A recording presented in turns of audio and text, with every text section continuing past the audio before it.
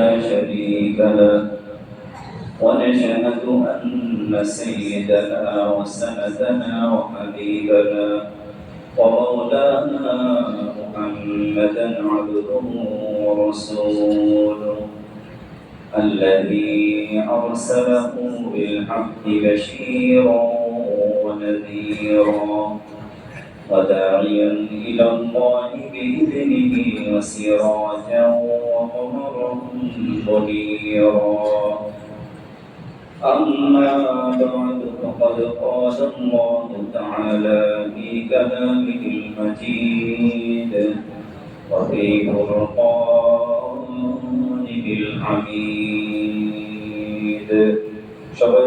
أعوذ بالله من الشيطان الرجيم بسم الله الرحمن الرحيم قل إن كنتم تحبون الله فاتبعوني يحببكم الله ويغفر لكم ذنوبكم والله غفور رحيم وقال رسول الله صلى الله عليه وسلم لا يؤمن أحدكم حتى أكون أحب إليه من والده وولده والناس أجمعين أو كما قال عليه الصلاة والسلام إن الله وملائكته يصلون على النبي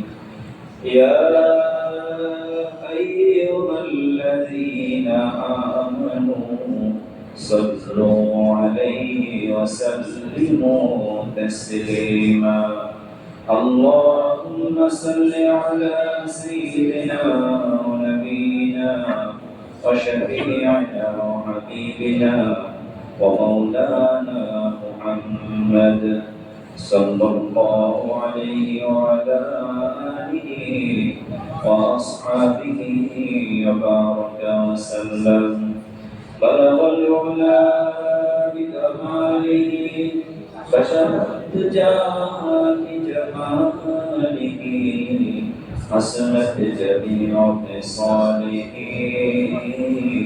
صلوا عليه وآله هو الحبيب الذي ترجى شفاعته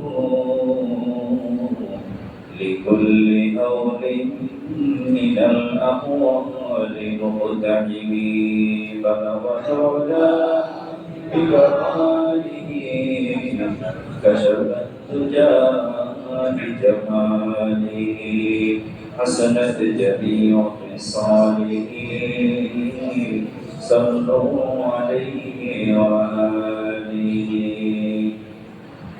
الحمد لله আল্লাহ রাব্বুল ইজ্জত ওয়াল জালালের অসংখ্য অগণিত শুকরিয়া আদায় করছি যিনি আমাদেরকে দয়া করে ভালোবেসে মহব্বত করে আজকের এই পবিত্র জুমার দিনে আইয়ামুত তাশরিকের অন্যতম দিন জিলহজ মাসের আজকে 11তম দিবসে ঈদুল আজহার পরবর্তী দিনে একটি মোবারক দিনে সপ্তাহের সর্বশ্রেষ্ঠ দিনে পবিত্র জুমার দিনে আল্লাহ করে আসার তৌফিক দিয়েছেন যে আল্লাহ তাআলা আমাদেরকে তার হুকুম পালনে কবুল আর মঞ্জুর করেছেন সেই মহান আল্লাহ সুবহানাহু ওয়া তাআলার শুকরিয়া আদায় করে সবাই পড়ি আলহামদুলিল্লাহ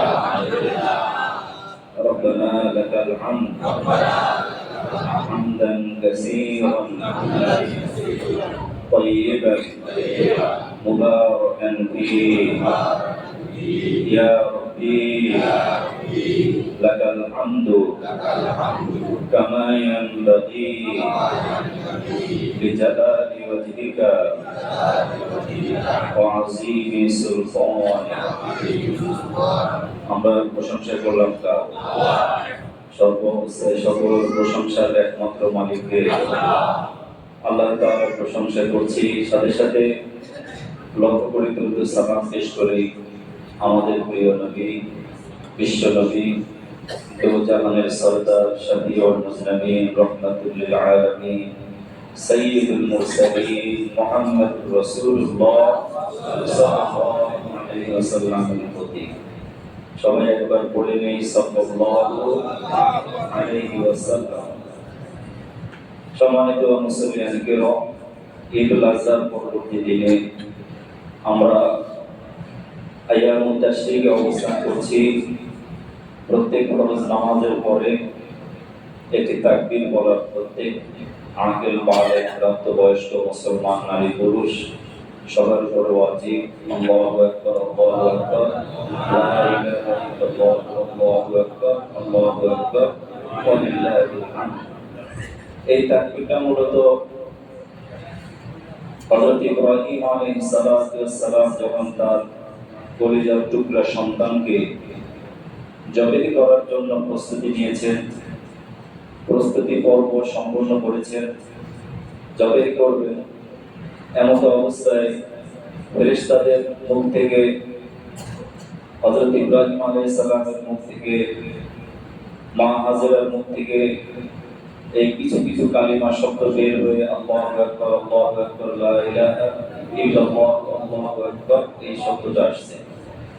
অতএব প্রত্যেকটা শব্দ, প্রত্যেকটা বাক্য আমাদের জন্য অত্যন্ত গুরুত্বপূর্ণ। এই সময় আমরা স্বীকৃতি দিচ্ছি মুখে সকল প্রকার মহত্ব, বড়ত্ব এবং রাজত্বের মালিক একমাত্র কে?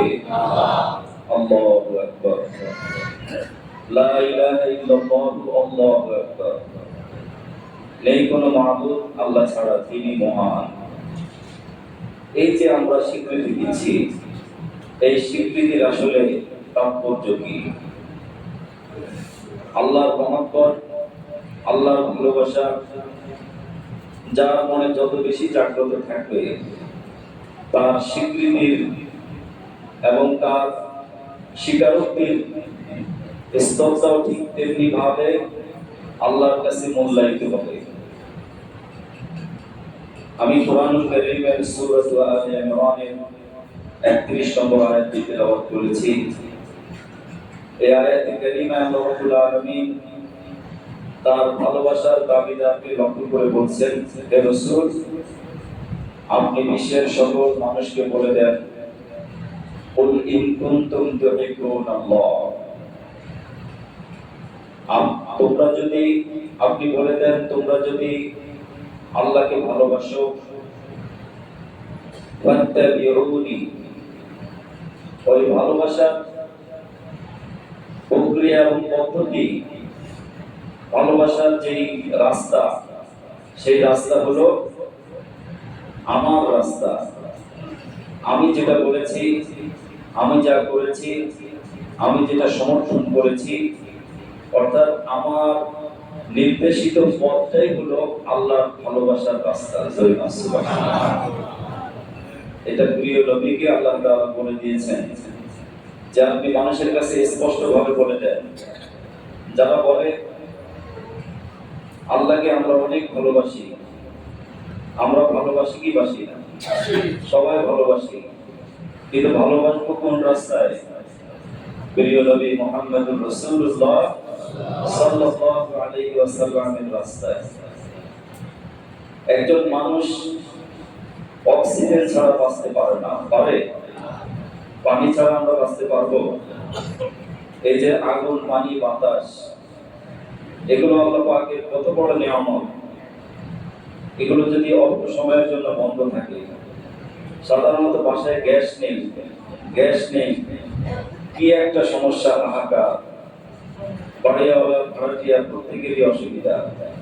শুধু আমাদের এই শেখরি এলাকায় এই সমস্যাটা বেশি সম্ভবত, অন্যান্য জায়গায় কম বেশি আছে,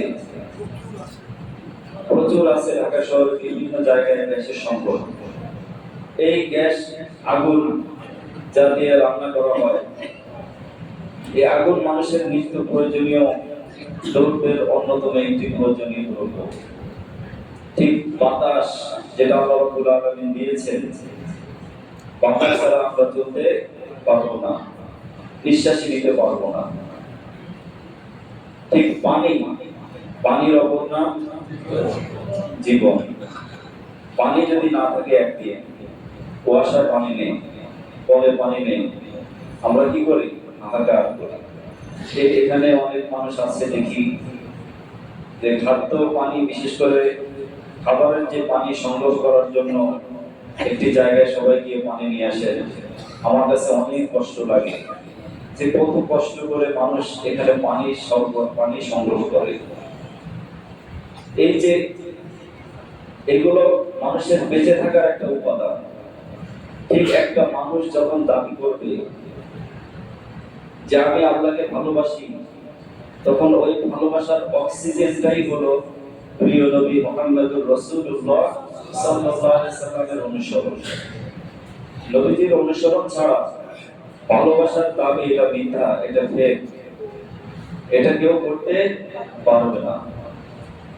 এজন্য প্রিয় নবী জনাব রাসূলুল্লাহ সাল্লাল্লাহু আলাইহি সাল্লামের সময় এক শ্রেণীর লোক এসে নবীজিকে বলতো, তোমার আমাদের দরকার নাই, আমরা আল্লাহকে অনেক ভালোবাসি, জোরে বলেন নাউযুবিল্লাহ, তুমি ছাড়াও আমরা আল্লাহর কাছে যেতে পারবো। নাহনু আবনাউল্লাহি ওয়া আহিব্বাউহু। ইহুদি খ্রিস্টানরা তো বলতোই, আরে এতদিন পর্যন্ত আমরা আল্লাহর প্রিয় ভাজন ছিলাম, আল্লাহর প্রিয় মানুষ ছিলাম, এখনো আমরা আল্লাহর প্রিয় আছি। এমনকি কেমন প্রিয় জানো? আমরা আল্লাহর সন্তান তুল্য, জোরে বলেন নাউযুবিল্লাহ, আল্লাহর সন্তানের মতো আমরা। নাহনু আবনাউল্লাহ। আল্লাহ পাকের কোনো সন্তান আছে? তারা এই দাবি করত এবং তারা বলতো যে আমরা তোমাকে ছাড়াই আল্লাহর কাছে একেবারে কাছাকাছি চলে যাব, তোমার মাধ্যম কোনো দরকার নেই।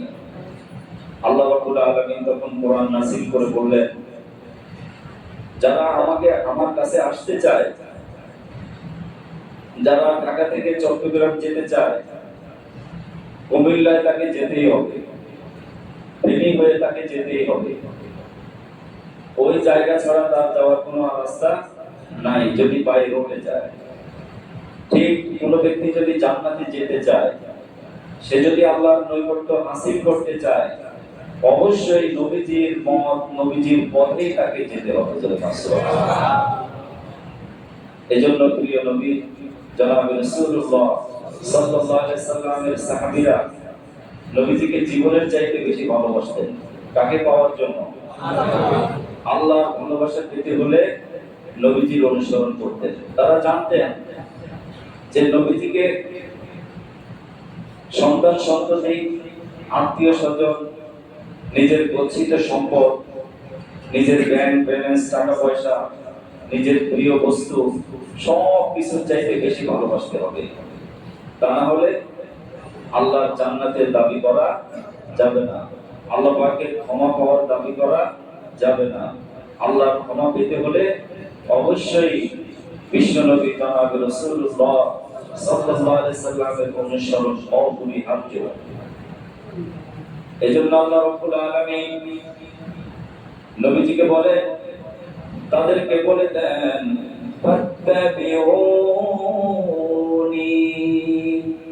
ফাত্তাবিউনি, যে আমার ভালোবাসা পেতে হলে আল্লাহর ভালোবাসার দাবিদারদেরকে জানতে হবে, আমার অনুসরণ, আমার অনুকরণ। কিভাবে আমি হাউ আই ড্রিঙ্কিং ওয়াটার, আমি কিভাবে পানি পান করি, আমি কিভাবে খাবার খাই, আমি কিভাবে রাস্তায় চলি, আমি কিভাবে সংসার করি, আমি কিভাবে সন্তানদেরকে লালন পালন করি, আমি কিভাবে আমার পরিবার চালাই, আমি কিভাবে ব্যবসা করেছি, আমি কিভাবে দেশ চালিয়েছি, আমি কিভাবে আমার জীবন পরিচালনা করেছি, এই রাস্তায় তাকে আসতে হবে। তাহলেই সে দাবি করতে পারে আমরা ভালোবাসি কাকে? আল্লাহকে। মুহতারাম হাজিরিন, এজন্য নবীজি সাল্লাল্লাহু আলাইহি সাল্লামের এক একজন সাহাবী এক একটা নক্ষত্র তুল্য, আকাশের তারকার মতো তারাই নবীজি সাল্লাল্লাহু আলাইহি সাল্লামের পদাঙ্ক অনুসরণ করে সারা পৃথিবীর মানুষের জন্য একটা মডেল নমুনা রেখে দিয়েছেন। যে তোমরা হয়তো ভাবছো যে শুধুমাত্র মাথায় এভাবে সবুজ পাগড়ি আর চোখে সুরমা, মুখ ভরা দাড়ি, বিশাল বড় জুব্বা, হাতে লাঠি, হাতে তসবিহ, এগুলো থাকলে হয়তো তোমরা মনে করো উনি একজন আশিকে রাসূল। আসলে আশিকে রাসূল তা নয়। আশিকে রাসূল হলো যার মাথা থেকে পা পর্যন্ত, যার জীবনের একমাত্র প্রতিমকে লক্ষ্য উদ্দেশ্য হবে আমি যা কিছু করব একমাত্র কার জন্য করব? আল্লাহকে খুশি করার জন্য করব। আল্লাহর ভালোবাসায়, নবীজির রাস্তায় আল্লাহর ভালোবাসা পাবো ইনশাআল্লাহ। এজন্য হযরতে আম্মার, হযরতে খুবাইব, হযরতে বেলাল, এই সমস্ত সাহাবীরা নবীজিকে কেমন ভালোবাসতে হয় এটা দেখিয়ে দিয়েছেন। হযরত বেলালের কথা আমরা সবাই জানি। তিনি মসজিদে নববীর মুয়াজ্জিন ছিলেন, আযান দিতেন। তার আযানে মদিনার আকাশ বাতাস, মদিনার পাক পাহাড়ি সব কিছু আন্দোলিত হতো। সবাই যার যার ঘর থেকে যখনই তিনি বলতেন আশহাদু আল্লা ইলাহা ইল্লাল্লাহ, সঙ্গে সঙ্গে মসজিদে হাজির হয়ে যেতেন। নবীজি দুনিয়া থেকে বিদায় নিলেন। নবীজির ইন্তেকালের পরে তিনি আর আযান দিতে পারেন না।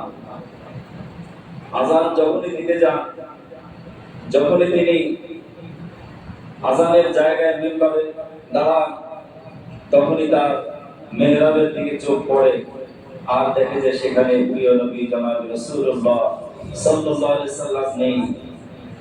এই কষ্টে, এই দুঃখে তিনি আর আযান দিতে পারেননি।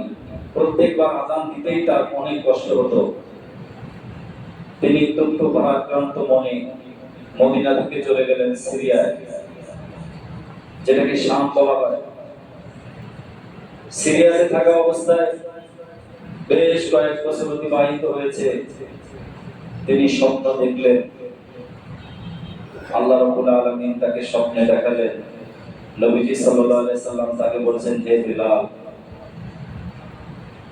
তোমার কি একটু মনে হয় না আমার কাছে এসে আমাকে একটু সালাম দিয়ে যেতে মন চায় না তোমার? তুমি এত নিষ্ঠুর হলে তুমি কি একটু আমার কাছে আসতে পারো না? হযরত বিলাল রাদিয়াল্লাহু তাআলা এই স্বপ্ন যখন দেখলেন, ঘুম ভেঙে যাওয়ার সাথে সাথে তিনি ছটফট করতে লাগলেন। সঙ্গে সঙ্গে আর এক সেকেন্ডও দেরি করলেন না। শাম থেকে, সিরিয়া থেকে সরাসরি তিনি মদিনায় চলে আসলেন। তখন মদিনায় আসার কোনো প্লেন ছিল না, বাস ছিল না, লঞ্চ ছিল না, কোনো কিছুই ছিল না। হয়তো উট অথবা পায়ে হেঁটে আসতে হতো। সিরিয়া থেকে মদিনার দূরত্ব কিন্তু কম না। তিনি কার ভালোবাসায় এসেছেন? প্রিয় নবী জনাব রাসূলুল্লাহ সাল্লাল্লাহু আলাইহি সাল্লামের ভালোবাসায় তিনি মদিনায় আসছেন। মদিনায় আসার পরে মদিনাবাসী সবাই খুশি যে আমাদের মুয়াজ্জিন সাহেব হাজির। সবাই তাকে অনুরোধ করলেন, আজকে আপনাকে একটু আযান দিতে হবে। আপনার সেই আযানে আমরা মসজিদে আসতে চাই, যে আযান দিয়ে আমাদেরকে ঘুম ভাঙিয়েছেন, যে আযান শুনে আমরা সঙ্গে সঙ্গে দৌড়ে চলে আসছি। নবীজির মিম্বার থেকে নবীজি খুতবা দিয়েছেন, আমরা খুতবা শুনেছি, নবীজির পিছনে নামাজ আদায় করেছি, আপনাকে একটু আযান দিতে হবে। তিনি বললেন যে না, আমাকে তোমরা এই অনুরোধ করো না, আমি সহ্য করতে পারবো না। যেহেতু এখন প্রিয় নবী জনাব রাসূলুল্লাহ সাল্লাল্লাহু আলাইহি সাল্লাম আমার চোখের সামনে নেই, তিনি দুনিয়াতে নেই, আমি আযান দিতে পারবো না, আমার মনে সেই শক্তি নেই। তারপরে সবার পীড়াপিড়িতে অনুরোধে তিনি আযান শুরু করলেন। যখনই আযানের তাকবীর গুলো বলা শুরু করলেন, চিরচেনা মসজিদে নববীর প্রথম মুয়াজ্জিন হযরত বেলালের আযানের কণ্ঠ শুনে সকল মুসলমানগণ মদিনার গলিতে গলিতে যারা যে অবস্থায় ছিলেন সবাই একেবারে মৌমাছির মতো মসজিদে নববী থেকে ছোটা শুরু করে দিলেন। হযরত বিলাল রাদিয়াল্লাহু তাআলা যখন আশহাদু আল্লা ইলাহা ইল্লাল্লাহ বললেন, এরপরে তিনি যখন আশহাদু আন্না মুহাম্মাদার রাসূলুল্লাহ সাল্লাল্লাহু আলাইহি ওয়াসাল্লাম যখন তিনি কালিমায়ে এই শাহাদাতের বাণী উচ্চারণ করলেন, আশহাদু আন্না মুহাম্মাদার রাসূলুল্লাহ বললেন, তিনি দেখলেন বিশ্বনবী মুহাম্মদুর রাসূলুল্লাহ সাল্লাল্লাহু আলাইহি ওয়াসাল্লাম নেই। তিনি আর সহ্য করতে পারলেন না, তার চোখ দিয়ে দড়দড় করে পানি পড়তে লাগলো। আযান শেষ হতে না হতে তিনি অসুস্থ হয়ে পড়লেন, বেহুশ হয়ে পড়লেন। সুবহানাল্লাহ। এই ছিল হযরত বিলাল রাদিয়াল্লাহু তাআলা আনহু নবীজির প্রতি ভালোবাসা, মহব্বত। হযরতে আম্মার, হযরতে খুবাইব তিনি নবীজিকে কেমন ভালোবাসতেন, তার ভালোবাসার নমুনা কেমন ছিল। যখন তিনি মুসলমান হয়েছেন, ইসলাম ধর্ম গ্রহণের কারণে কাফের মুশরিকরা তাকে শুলিতে অর্থাৎ দড়ি দিয়ে বেঁধে, হাত পা সব কিছু বেঁধে তাকে ফাঁসি দিবে, ফাঁসির মঞ্চে নিয়ে যাচ্ছে। যখন ফাঁসি দেওয়ার সকল আয়োজন সম্পন্ন, এখন গলার মধ্যে দড়ি লাগাবে আর তাকে দুনিয়া থেকে বিদায় করে দিবে। হযরত খুবাইবের কাছে তৎকালীন কাফের নেতা, পরবর্তীতে আল্লাহ তাআলা তাকে ইসলাম গ্রহণের সৌভাগ্য দান করেছিলেন, আবু সুফিয়ান। এখন আমরা পড়ব রাদিয়াল্লাহু তাআলা আনহু। আবু সুফিয়ান তাকে প্রস্তাব দিয়েছে, খুবাইব একটু পরেই তোমার মৃত্যু হবে, আর কয়েক সেকেন্ডের মধ্যে আমাদের হাতে তোমার মৃত্যু হবে। এই মৃত্যুর সময় তোমার কাছে একটা প্রস্তাব রাখি, তুমি যদি এই প্রস্তাব গ্রহণ করো তাহলে তোমাকে বেকসুর বিনা শর্তে আমরা মুক্তি দিয়ে দেব।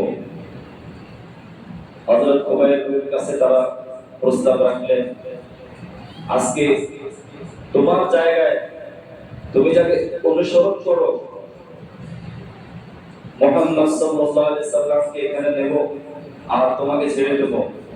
এই প্রস্তাবে যদি তুমি রাজি হও, তোমাকে এখনই আমরা মুক্তি দিয়ে দেব।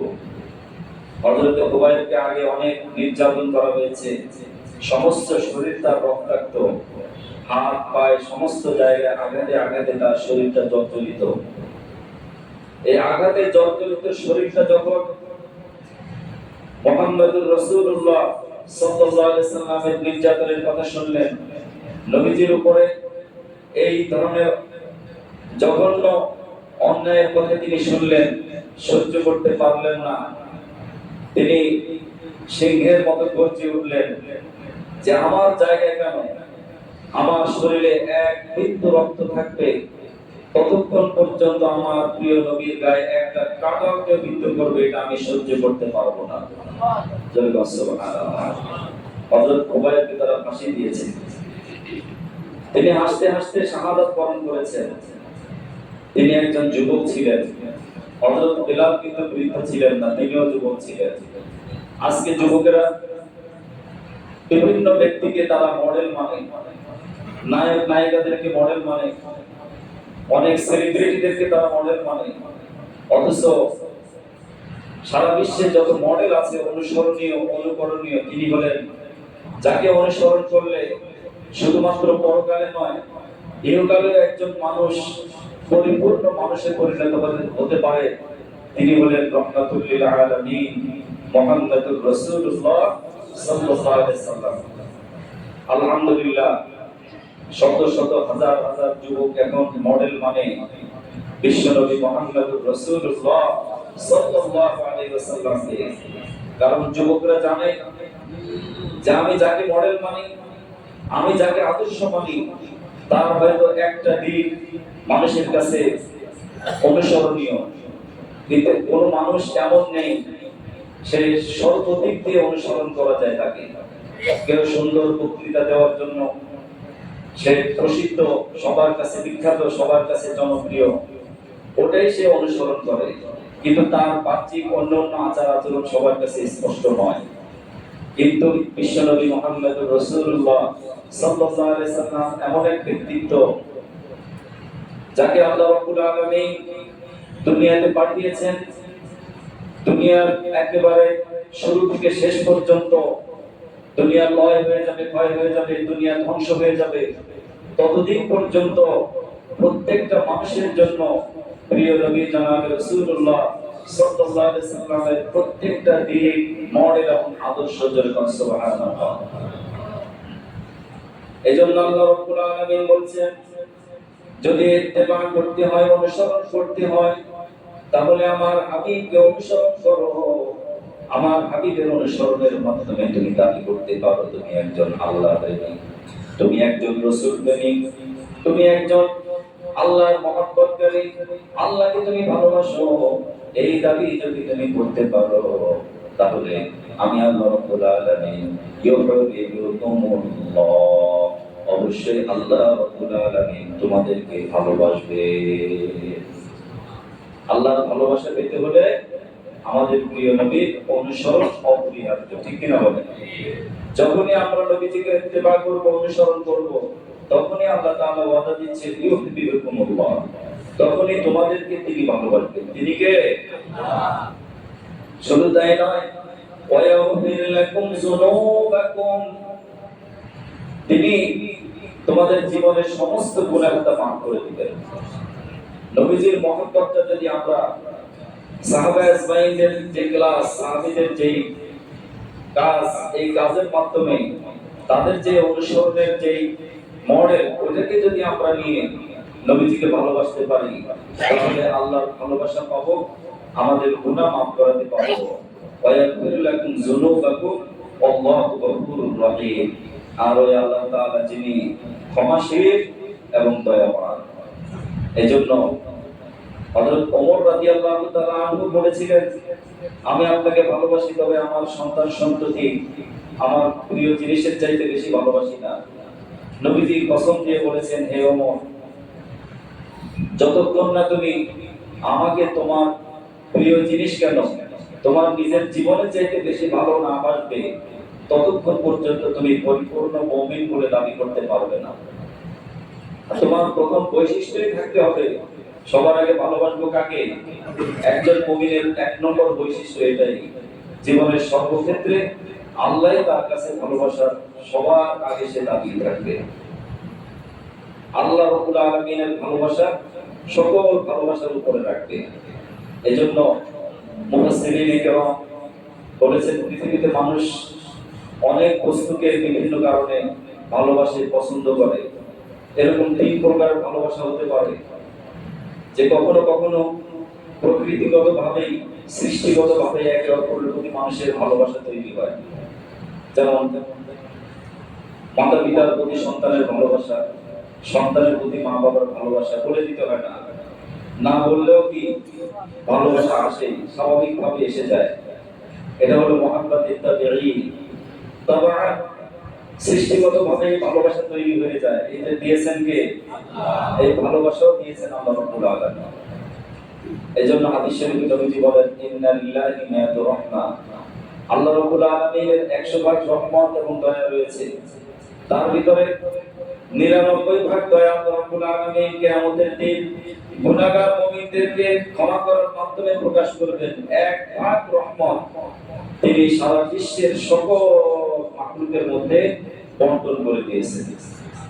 এই রহমতের কারণে একটা শিশু যখন কান্না শুরু করে, মা বাবা সহ্য করতে পারে না, সঙ্গে সঙ্গে শিশুকে পরিষ্কার পরিচ্ছন্ন করে কোলে নিয়ে তাকে আদর করে, ঠিক কিনা বলে? মুহতারাম হাজিরিন, এই এক নম্বর ভালোবাসা। দ্বিতীয় ভালোবাসা হলো মুহাব্বতে আকলি। যেমন ডাক্তার বলেছে এই ওষুধ খেতেই হবে, না খেলে অসুখ ভালো হবে না, রোগ নিরাময় হবে না, খেতে পছন্দ হয় না তিতা ওষুধ অথবা নিজের অপছন্দের বস্তু, কিন্তু খেতেই হবে, এটা বিবেকের দাবি। তাকে এই ওষুধটাকে পছন্দ করতেই হবে, তা না হলে সে রোগ মুক্তি পাবে না, ঠিক কিনা বলে? আরেকটা হলো মুহাব্বতে ঈমানি। ঈমানের কারণে ভালোবাসা, এই ভালোবাসা এটা মহব্বতের তবিয়ী আকলি চাইতে লক্ষ কোটি গুণ বেশি এগিয়ে থাকবে। পৃথিবীর কোন ভালোবাসার বস্তু যদি সামনে প্রতিবন্ধক হয়, কিন্তু আল্লাহ রাব্বুল আলামিনের ভালোবাসার প্রতিবন্ধক হয়, নবীজির ভালোবাসার প্রতিবন্ধক হয়, অথবা আল্লাহর হুকুম পালনে যদি বাধা হয়ে দাঁড়ায় কোন ভালোবাসা, ওই বাধাকে অতিক্রম করে আল্লাহর ভালোবাসাকেই সবার আগে দিতে হবে, ঠিক কিনা বলেন? এজন্য নবীজি বলেন, লা ইউমিনু আহাদুকুম হাত্তা আকুনা আহাব্বা ইলাইহি মিন ওয়ালিদিহি ওয়া ওয়ালাদিহি ওয়ান নাসি আজমাইন। ততক্ষণ পর্যন্ত তোমরা খাঁটি মুমিন দাবি করতে পারবে না যতক্ষণ পর্যন্ত আমি রাসূল তোমার সন্তান, তোমার মাতা পিতা, তোমার আত্মীয় স্বজন, তোমার প্রিয় বস্তু, এমনকি পৃথিবীতে তোমার যত প্রিয় বস্তু আছে সব কিছুর চাইতে আমি রাসূল প্রিয় না হব, ততক্ষণ পর্যন্ত তুমি একজন খাঁটি মুমিন বলে পরিচয় দিতে পারবে না। দেওয়ার কোনো সুযোগ নেই। এজন্য মুহতারাম হাজিরিন, এই ঈদুল আজহা থেকে কোরবানির মাধ্যমে আমরা প্রমাণ করব যে আমরা নিজের পশুত্বকে কোরবানি করব, নিজের আমিত্বকে, নিজের বড়ত্বকে, নিজের অহংকারকে, নিজের ভিতরে যে লালিত পশু আমরা লালন করি, যে পরশ্রীকাতর হিংসা বিদ্বেষ, এগুলোকে যদি কোরবানি দিয়ে আমরা এক আল্লাহর ভালোবাসায় যদি নিজে উজ্জীবিত হতে পারি, তাহলে আমাদের জীবন সুন্দর হবে, পরিবার সমাজ সর্বক্ষেত্রে আমরা শান্তি পাবো। আল্লাহ রাব্বুল আলামিন যেন আমাদেরকে আল্লাহর ভালোবাসা, রাসূল সাল্লাল্লাহু আলাইহি সাল্লামের অনুসরণের মাধ্যমে পরিপূর্ণ রূপে করার তৌফিক দান করে দেন। সবাই বলি আমিন।